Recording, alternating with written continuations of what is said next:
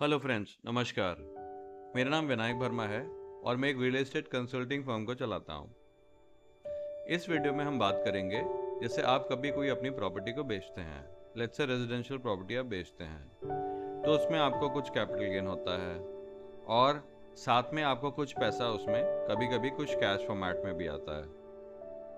और बहुत बार ये होता है कि आप जब कैपिटल गेन बचाना चाहते हैं तो आपको नई रेजिडेंशियल प्रॉपर्टी लेनी होती है, लेकिन जो नई रेजिडेंशियल प्रॉपर्टी होती है उसमें कैश नहीं लग पाता उतना जितना आपको मिल रहा होता है। तो अब क्या करें? तो इसके लिए आप एक अपनी एक्सेल शीट निकाल लें या सिंपल कैलकुलेशन बना लें कि आपका कैपिटल गेन कितना है, उस पर टैक्स कितना है, और फिर आप निकाल लें कि अगर कोई कमर्शियल प्रॉपर्टी निकल रही है और कमर्शियल प्रॉपर्टी में वो कैश एब्जॉर्ब हो रहा है तो उसका रिटर्न, बट ऑफ कोर्स जैसे मैंने पहले भी डिस्कस किया काफ़ी वीडियोस में, कमर्शियल प्रॉपर्टी का return both capital appreciation as well as rental return ज़्यादा होता है। तो अगर आप वो टैक्स को पे कर दें, क्योंकि नॉर्मली लोगों को लगता है यार मैं टैक्स क्यों पे करूं, तो टैक्स को बचाने के लिए वो नई रेजिडेंशियल प्रॉपर्टी में इन्वेस्ट कर देते हैं और उनके पास कैश पूरा कभी कभी यूज़ भी नहीं हो पाता है। फिर वो उसको चेक फॉर्मेट में कन्वर्ट करते हैं और फिर यहाँ पेमेंट करते हैं।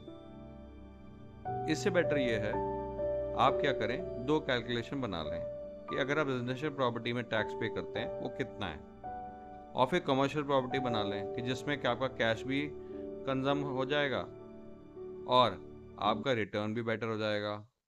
अगर वो रिटर्न, आपका जो टैक्स आप सेव करने की कोशिश कर रहे हैं वो ज़्यादा है, तो आप 2 मिनट में वो टैक्स को पे कर दें। 2 मिनट मीन्स वट एवर जो टाइम पीरियड है जब वो टैक्स पे करना है वो टैक्स को पे करें, अपने कैपिटल को फ्री करें और एक कमर्शियल प्रॉपर्टी में इन्वेस्ट करें।